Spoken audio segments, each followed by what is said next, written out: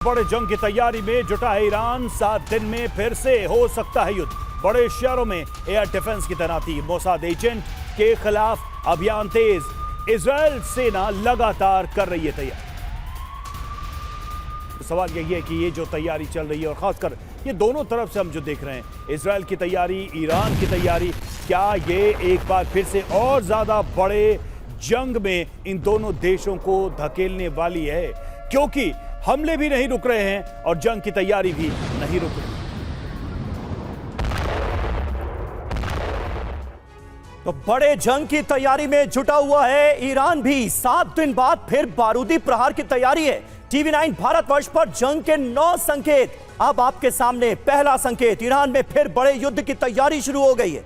दूसरा संकेत, सभी एयर डिफेंस का कवच तैयार कर लिया गया है। तीसरा, एयर डिफेंस को लोहे के जाल से ढका गया है। चौथा, एयर डिफेंस के हर तरफ से मजबूत घेरा तैयार किया गया है। पांचवा, ड्रोन अटैक से सभी एयर डिफेंस बचाने की तैयारी कर ली गई है। छठा, ईरान में तलाशी अभियान तेजी से चलाया जा रहा है। और सातवां, ईरान में मौजूद मोसाद के एजेंट्स की जोर शोर से तलाश की जा रही है और उन्हें फांसी के तख्ते पर लटकाया जा रहा है। आठवां, ईरानी कमांडोज मोसाद एजेंट्स के पीछे लगा दिए गए हैं। नवा, ईरान में मोसाद के नेटवर्क पर लगातार प्रहार हो रहा है। लेकिन उसके बावजूद भी बड़े हमलों का सिलसिला ऐसा लग रहा है कि रुकने का नाम नहीं ले रहा है। साउथ तेहरान में IRGC के दफ्तर पर हुआ अटैक तो यही बता रहा है रवि। बिल्कुल समीर, और जैसा कि आपने बताया कि ये संकेत जो सारे हैं ये युद्ध के ही संकेत हैं। तो 7 दिन बाद क्या एक विनाशक जंग की प्लानिंग हो रही है? किसने क्या कहा है इस पर, उस पर भी एक नजर डालते हैं। देखिए, इब्राहिम मुताकी का बयान, जो कि रक्षा विशेषज्ञ, उन्होंने कहा कि इजरायल 7 दिन बाद हमला करेगा। जो तैयारी चल रही है वो भी साफ दिखा रही है, संकेत हमने आपको दिखाए। और मुसावी, जो कि ईरानी आर्म फोर्स के चीफ हैं, उन्होंने कहा है कि इजरायल सीज फायर तोड़ सकता है। अब सवाल है कि ये जो हमला है क्या सीज फायर के उल्लंघन के तौर पर ईरान देखेगा? अली लारिजानी कह रहे हैं कि सुप्रीम लीडर की हत्या हो सकती है। खामनेई के सलाहकार हैं। और राफेल मारियानो ग्रोसी, जो कि IAEA के चीफ हैं, वो कह रहे हैं कि ईरान परमाणु प्लांट दोबारा शुरू कर रहा है, जो कि अमेरिका को और इजरायल को नागवार है, उनको ये स्वीकार नहीं होगा। समीर, सबसे बड़ी बात ये है कि ये सारे संकेत तो लड़ाई के ही हैं, मतलब ये पीस के संकेत तो नहीं कहे जा सकते। बिल्कुल सही बात है। और डॉक्टर संदीप, आप जरा इस पर हमारे दर्शकों को इनलाइटन कीजिए कि ईरान का जो रुख है, ईरान भी अमेरिका और इजरायल को लेकर बहुत आक्रामक नजर आ रहा है। इजरायल पूरी तरह से, अब अगर इस हमले में इजरायल का हाथ है तो कहा यह जा सकता है कि उसने एक कदम आगे बढ़ा दिया है जंग को दोबारा शुरू करने के लिए। लेकिन ईरान भी कहां मान रहा है?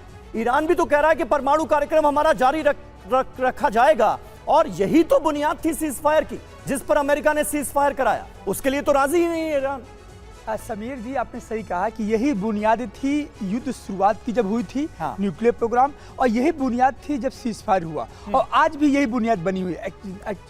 सवाल ये है कि जो न्यूक्लियर प्रोग्राम है, आप याद कीजिए जिस दिन सीज फायर हुआ था उसी दिन ट्रंप ने कहा था कि ये हमारी जीत हो गई, इजराइल की जीत हो गई। इजराइल में जश्न मनाया जा रहा है और ईरान में जश्न मनाया जा रहा था कि हमारी जीत हुई। दरअसल ये जो सीज फायर हुआ एक ऑक्सीजन लेने का एक तरीका था, और उसके बाद एक कैलकुलेटेड प्रिपरेशन होगी दोनों तरफ से, दोनों को लड़ना था। आप याद कीजिए ट्रंप ने कहा था कि हमने नेस्तानाबूद कर दिए, न्यूक्लियर साइट्स को नेस्तानाबूद कर दिए। उसी समय खामनेई ने कहा था कि हमारा ये प्रोग्राम और तेजी से चलेगा।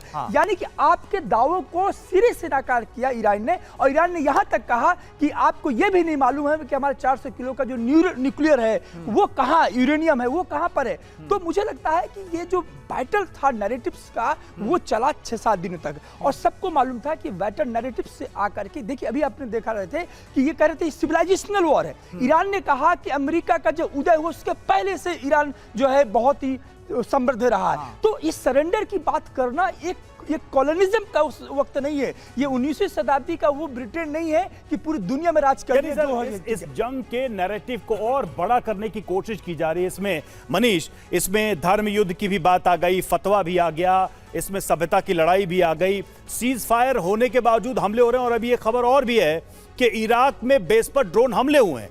मतलब चल तो रहा ही है कुछ न कुछ दोनों तरफ से। तो क्या यह माना जाए कि 7 दिन के बाद बड़ी तैयारी के साथ दोनों एक बार फिर आमने सामने होंगे? देखिए बहुत कुछ चल रहा है, बल्कि अगर आप देखें तो तैयारी का आलम यह है कि इस बार की जो जंग होगी वो 12 दिन की जंग से ज़्यादा भीषण होगी और उसी हिसाब से तैयारी की जा रही है। ईरान की तरफ से ये दावा भी किया जा रहा है कि हमने इजराइल की कमियों को समझ लिया है, उनकी कमजोरियों को समझ लिया है। उनका ये कहना है कि अब हमारे पास ऐसे मिसाइल हैं जिनको इजराइल नहीं रोक पाएगा। पहले वो कम से कम 90% को रोक भी लेते थे, अब वो नहीं रोक पाएगा। वहीं दूसरी तरफ से इजराइल की चिंता आप समझिए, इजराइल ने देखा कि ईरान के पास ऐसी मिसाइल क्षमता है जो दुनिया के चुनिंदा कुछ सुपर पावर के पास है। उसके अलावा ईरान अपने परमाणु कार्यक्रम को अब सीना ठोक कर आगे बढ़ाने की बात कर रहा है। तो ऐसी स्थिति में बहुत सारे जो डेवलपमेंट, और मनीष, आप तो इजराइल होकर आए, आप तेल अवीव गए, बीरशेबा गए, हाइफा गए, वहां पर लोगों का सेंटिमेंट क्या इस जंग के पक्ष में आपको नजर आ रहा है, इतने बड़े हमले झेलने के बाद भी ईरान का? देखिए वो कहते हैं ना कि जब कोई भी मुल्क लड़ता है तो वहां की आवाम चाहती है कि युद्ध ना हो, क्योंकि युद्ध तो आखिरी विकल्प होना चाहिए या नहीं होना चाहिए। लेकिन फिर वही बात है कि इजराइल को अगर आप as a state, as a country देखें तो उनका मानना है कि ईरान उसे चैन से नहीं रहने देगा। अगर ईरान के पास परमाणु बम हो गया, मिसाइल की ताकत तो सबने देखी है, तो कल के दिन में और बड़ा मजबूत ईरान इजराइल के अस्तित्व के लिए खतरा है। तो इसीलिए वो ना चाहते हुए भी उसको वो एक्सेप्ट करने को तैयार है। ठीक है।